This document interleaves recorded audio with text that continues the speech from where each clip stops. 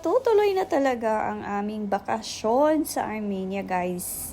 So, dito na kami sa Airport Terminal 2 para mag-check-in. So, nasa check-in counter na kami. Buti na lang, open na ang counter. So, while waiting, ayan, may boarding pass na kami. Punta na kami sa boarding gates. And then, malayo pa ang flight namin. Flight time. So, dito muna kami sa cafe. Inom ng coffee. So, malayo ang aming eroplano. Sumakay kami ng bus. Nagsakay pa kami ng bus niyan. So, yun guys. I'm so excited. And at 9 o'clock in the morning, ang ganda ni araw. So, ayan, paakyat na kami sa eroplano. Ang sarap ng feeling. Yung akala mo hindi matuloy, pero binigay ni Lord. Thanks.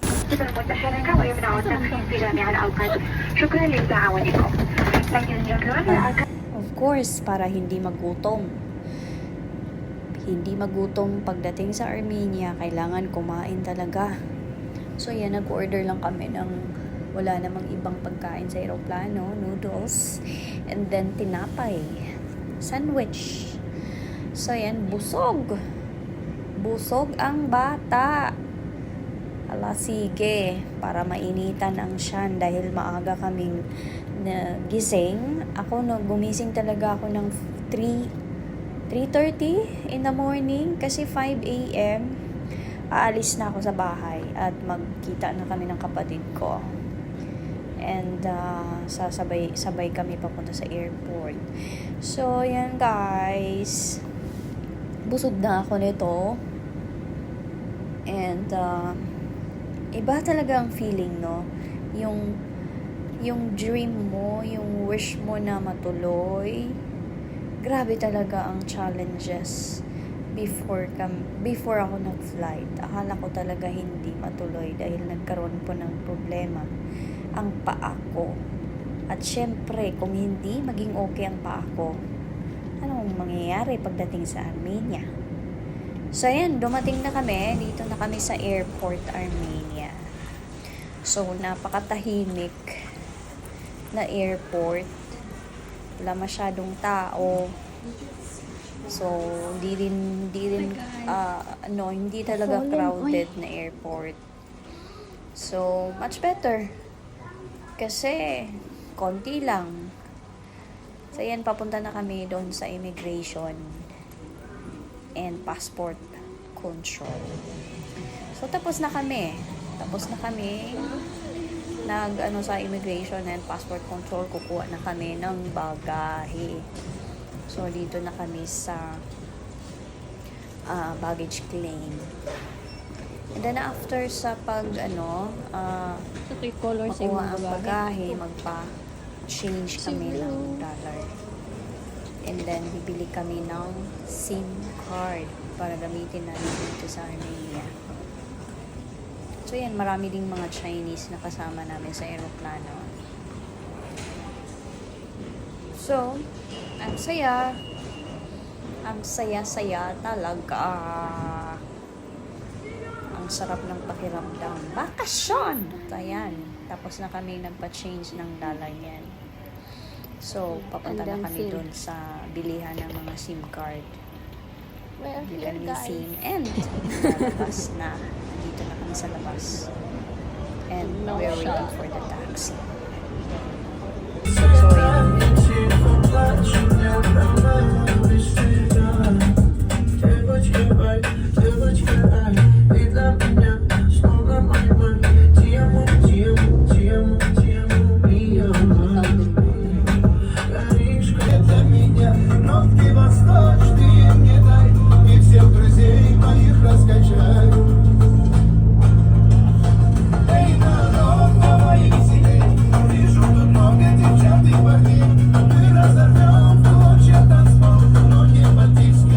So, dito na kami sa hotel, guys. Mag-check-in na. So, yung kapatid ko ang nag-check-in dyan sa counter na yan. And, papunta na kami sa taas. So, eto, walang elevator. So, third floor lang naman. Hindi naman masyadong mabigat yung mga yung bag namin. So, yan, carry pa rin. So, hinihingal din ako nito. Kasi, syempre, diba, hagdanan yan. So, ang room namin is 307. So, bubuksan na natin. Anong makikita natin sa room na to? Oh, wow. Malaki-laki. Malaki ang room na binigay sa amin. Pang-tatluhan siya. Pang-family talaga na room siya. So, may double, dito. Dito yung malaking bed. Pang 2 people. Pang 2 person nandito single bed. And malawak talaga siya. So, ayan. We're so happy sa aming room. Napaka, siya, maaliwalas. And, maganda talaga. Maganda ang view din dito. Kasi, along the highway kami. So, nasa highway ang aming hotel. So, hindi madali lang paglabas. Diretso na. Andyan na yung kalsada para sasakay ng taxi kung saan man magpunta. So, lalabas muna kami. And, kakain kami ng lunch nito. So, hindi namin alam kung saan kami kakain kasi hindi pa namin alam ang lugar na to. So, lumabas kami. Ayan na ang labas. So, naglakad-lakad kami papunta doon sa malayo. So, may nakita kami ditong park. Andito si Lolo, nagdidilig. At may isang lolo din dito na nakaupo. So, ang saya, ang ganda dito.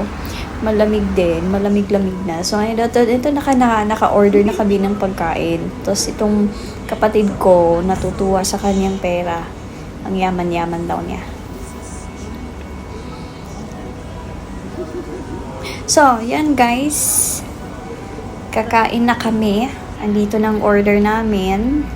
Ang sarap ng pagkain, guys. Hindi ko makalimutan talaga tong bread na to na may itlog sa gitna.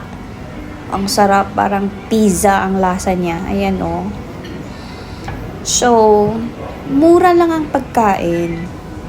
Hindi masyadong mahal. Ayan, oh, ang bread na may itlog. And then, ito yung una namin kinain. And kasi ito yung unang na-serve. So, kami ng pork barbecue. And then, itong pagkain na ito, hindi ko alam anong pangalan ito. Masarap din siya. So, nagbayad lang kami ng 8,000. So, tapos na kami kumain. Naglalakad na kami. And maghahanap kami ng mabilhan. Kasi gustong mag-burp itong kapatid ko. Gusto niyang bumili ng some drinks na makapag-burp siya. So, naghahanap pa kami ng supermarket dito. So, nilakad lang namin nilakad ang lugar na to. So, ayan. So, may napansin ako ditong bus. Itong bus nila, may yung nakatali siya ng dito sa itaas. Wire. So, ito, wine store. Napakagandang lugar ng mga wine. Andito ang mga wine na gusto ninyo, guys. Iba't ibang wine.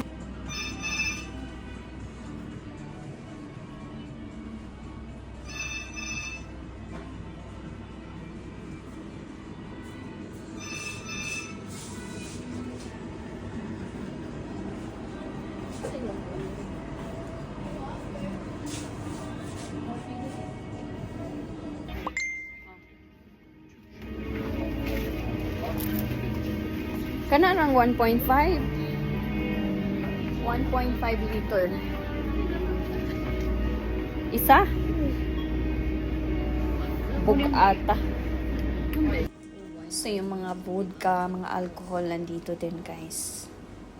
So, hindi kami iinom ng alcohol. So, wine lang ang pwede. And Aloe vera original? Where? Original kaya? secret! Ano kayang lasa nitong aloe vera na to? Ala! Ala! Aloe vera ginoon di ay. Oh? Hmm? Ay, umot. Umot siya no? Masyag mugo-mugo. Sarap pala! Me? Mm. Dilaw na ko ulit. Mao dining uban nga kanilang kapaliton. Kay gusto nila na ay lasa. Ah. So dito na kami sa Republic Square at 4 to 5 PM. Mga 5 PM na. So ito yung view. Ito yung view niya sa hapon. Ang ganda ng lugar, guys. As in, natutuwa talaga ako dito. And of course, nakikita ko sa mga ibang vlogger na dito sa Armenia, umiinom sila sa tubig na yan. Kaya hinanap ko talaga yan. Gusto kong matry. Gusto kong matry na iinom din. So, masarap na tubig. Malamig. So, ayan, na-try ko na talaga. Wish come true. So, ito na ang view sa gabi. Very colorful. Very colorful ang mga lights. So, I enjoy too much.